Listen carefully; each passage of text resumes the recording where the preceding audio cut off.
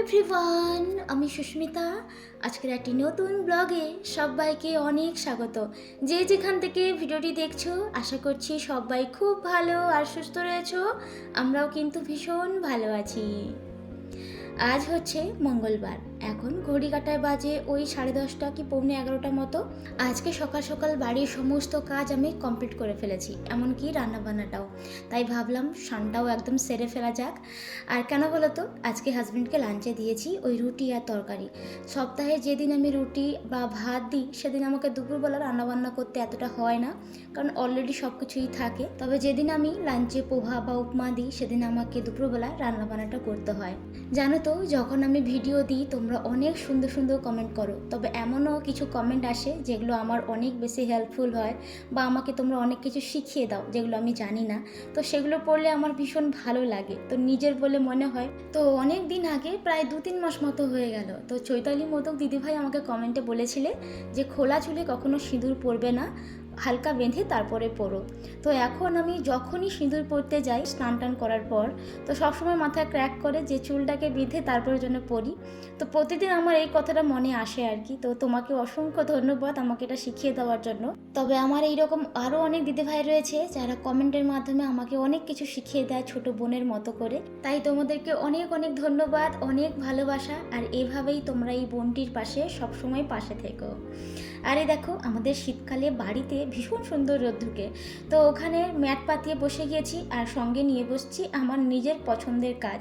জানো তো, ক্রোচেটের কাজ আমি শুরু করেছিলাম যখন আমি ক্লাস 7-এ পড়ি, তখন মায়ের কাছ থেকে আদোভাবে শিখেছিলাম, এতটাও ঠিকভাবে শেখা হয়েছিল না। তারপর এই তো জাপান এসে আবার নিজের তাগিদে শুরু করেছি।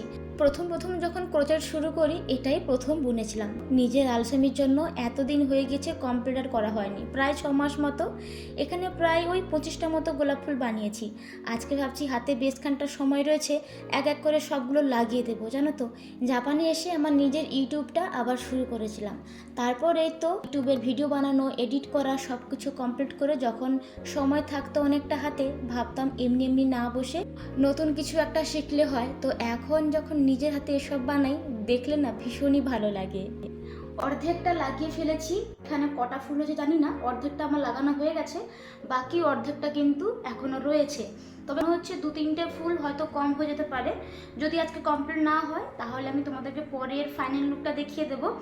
আর একটা কথা জানো তো, এই ফুলগুলো মিনিমাম আমি 20-22টা মতো করেছিলাম। আমাকে তো খুবই কষ্ট হয়েছিল, তবে তার থেকে লাগাতে আরও বেশি স্যাটিসফাইড লাগছে, খুব ভালো লাগছে।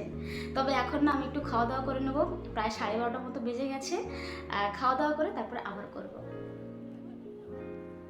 চল এবার খাবারটা সার্ভ করে নিই।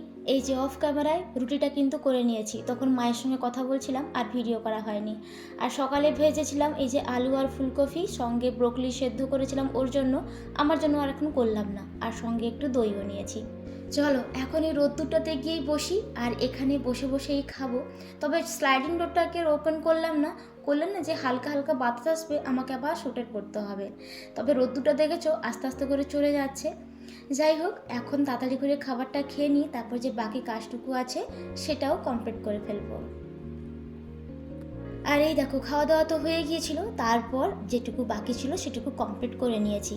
তবে কমপ্লিট করার পর বললাম না, কয়েকটা গোলাপ কিন্তু কম পড়ে গিয়েছে, সেগুলোকে আমি পরে বানিয়ে তার ফাইনাল লুকটা তোমাদেরকে দেখিয়ে দেবো। তবে জিনিসটা জাস্ট এইরকম, খুব সুন্দর একটা বুকে টাইপের আমি বানিয়েছি, আমার ঘরের সেন্টার টেবিল রয়েছে তার জন্য।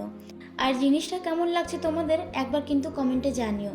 তারপর না আর বাড়িতে বসে থাকতে ভালো লাগছিল না, আর ওগুলোও বানাতে ইচ্ছে করছিল না, তাই ভাবলাম বাইরে থেকে গিয়ে একটু ঘুরে আসি। এত রোদ দিয়েছে, আজকে একটু ঠান্ডাটা কম লাগছে আর বাতাসটা একটু নেই, তাই ভাবলাম যে একটু বাইরে থেকে বেরিয়ে আসি। অনেক দিন না একা শপিং করতে যাইনি আর কি, বেরোইনি। কি হয়, প্রতি শনি রবিবার হাজব্যান্ডের সঙ্গেই বেরাই, তো আজকে ভাবলাম আমি একা বেরোই, গিয়ে একটু ঘুরে আসি।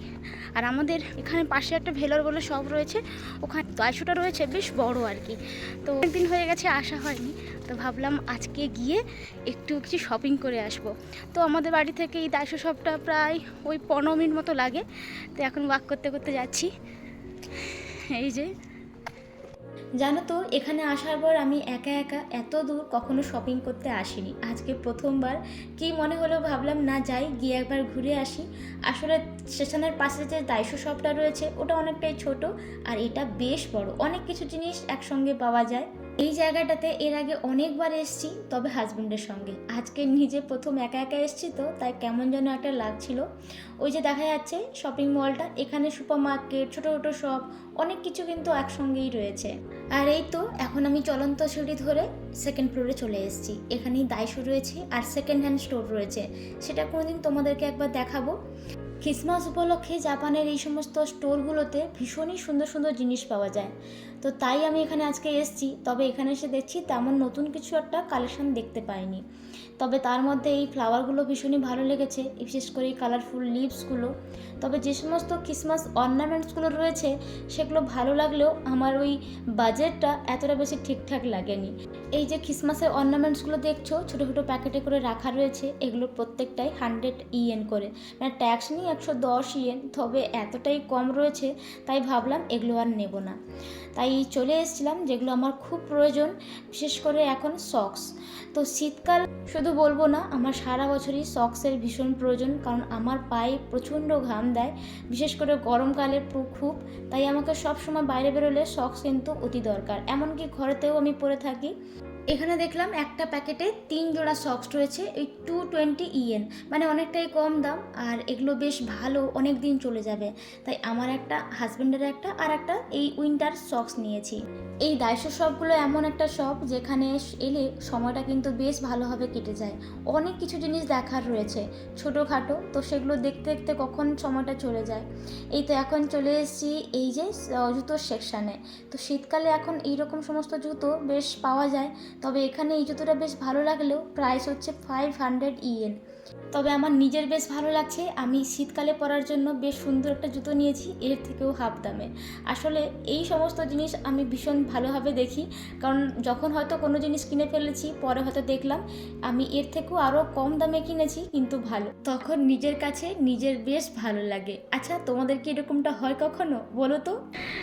আমি সবসময় এসে এখানেই আটকে যাই, ভাবি যে কত কিছু নেব, অনেক নিয়ে নিয়েছি, ভাবছি নেবো না এবার। এগুলো এক একটা 100 ইয়েন করে, এ 3টে ফুল আছে, এটাই 100 ইয়েন। এরকম এক একটা স্টিকই 100 ইয়েন। 100 না কত? হ্যাঁ, 100 ইয়েন। আজকে এসেছিলাম ক্রিসমাসের কিছু অর্নামেন্টস কিনতে, তবে সেগুলো আর কেনা হয়ে ওঠেনি। কিনেছি নিজের কিছু প্রয়োজনীয় জিনিসপত্র। তো চলো এখন এগুলো সব কিছু বিলিং করে বাড়ির দিকে রওনা দেব। আজকে একা একা শপিং করে বেশ ভালো লাগলো, তবে তেমন কিছুই নিয়েছি যেগুলো আমার খুবই প্রয়োজন বা দরকার, সেই রকম কিছু জিনিস। যাই হোক, তবে বাইরে বেরিয়ে দেখি এখনও কিন্তু সন্ধে হয়নি, হতে বেশ খানিকটা সময় রয়েছে। তাই ভাবলাম সামনে একটি ছোট্ট পার্ক রয়েছে, তো ওখানে খানিকটা বসে তারপরে না হয় বাড়ি যাব। আর এই তো বাড়ি চলে এসেছি, বেশ খানিকক্ষণ হয়ে গিয়েছে, এখন ওই সন্ধ্যে 7টা মতো বাজে। হাজব্যান্ড কিছুক্ষণ পরে চলে আসবে, তো এখন ঠাকুরকে একটি ধূপও দেখিয়ে দিয়েছি। তো জানো তো, অনেক দিন থেকেই ভাবছি একটু পিঠে বানাবো, শীতটাও বেশ ভালো পড়েছে মোটামুটি। আর এখন ইউটিউব খুললে সবাই মোটামুটি পিঠে বানানোর রেসিপি দেখাচ্ছে, তো খুব ইচ্ছে করছিল। তো গতকালকে বানিয়েছিলাম সাপ্তা, তবে বেশি একটা করিনি, তা কেননা জানতাম না যে কেমন হবে। তবে খেয়ে ভীষণ ভালো লাগলো, তাই হাজব্যান্ড বললো আজকে তুমি কিন্তু বেশ কয়েকটা বানিও। তো এখানে চালের গুঁড়ি, একটু সুজি আর একটু আটা দিয়েছিলাম। আর এই যে ফিলিংটা তৈরি করেছি শুধুমাত্র লিকুইড দুধ আর একটু গুঁড়ো দুধ দিয়ে। এখানে কোনো রকম মিষ্টি আমি ব্যবহার করিনি, পুরো বিনা মিষ্টিতে আমি এসব তৈরি করেছি। এই ব্যাটারটা দেওয়ার পর এত সুন্দরভাবে জিনিসটা উঠে আসছিল, তো দেখেই ভীষণ স্যাটিসফাইড লাগছে। আর যখন বানাচ্ছিলাম তখনও খুব ভালো লাগছিল। তো চলো, এখানে প্রায় ওই 7-8টা মতোই বানাবো, আর হাজব্যান্ডের আসারও প্রায় সময়ও হয়ে গিয়েছে। আমার পিঠেগুলো বানানো হয়ে গিয়েছে। এখানে মোটামুটি আমি 8টে মতো পিঠে বানিয়েছি। এই যে এর আগে আমি যখন গুরগাঁওতে থাকতাম তখন বানিয়েছিলাম একবার, তখন নারকেল দিয়ে বানিয়েছিলাম বলে অ্যাসিড হয়ে গেছিলো। তবে এবারে আমি শুধুমাত্র দুধ দিয়েই বানিয়েছি, মালাই করে। ভীষণ সুন্দর হয়েছে, আর দেখতেও না অসাধারণ লাগছে আমাকে। এখন আমি আর থাকতে পারছি না, খেতে হবে নাকি। এত সুন্দর পিঠে বানানোর পর নিজেকে আর কি ধরে রাখা যায়। আর তাছাড়া আমি কিন্তু কখনোই পিঠে বানাতে পারি না, আর আমি যে এত সুন্দর পিঠে বানিয়েছি এটাও আমার কাছে ভীষণ বড় ব্যাপার। যাই হোক, খেতেও কিন্তু ভীষণই ভালো হয়েছিল। তাহলে চলো আজকে এই ভিডিওটা আমি এখানেই রাখছি, কেমন লাগলো জানিও। আর যদি কেউ নতুন বন্ধু থাকো, কিছু যদি ভালো লেগে থাকে, প্লিজ চ্যানেলটিকে সাবস্ক্রাইব করে পাশে থেকো। সবাই ভালো থেকো, সুস্থ থেকো। Bye bye.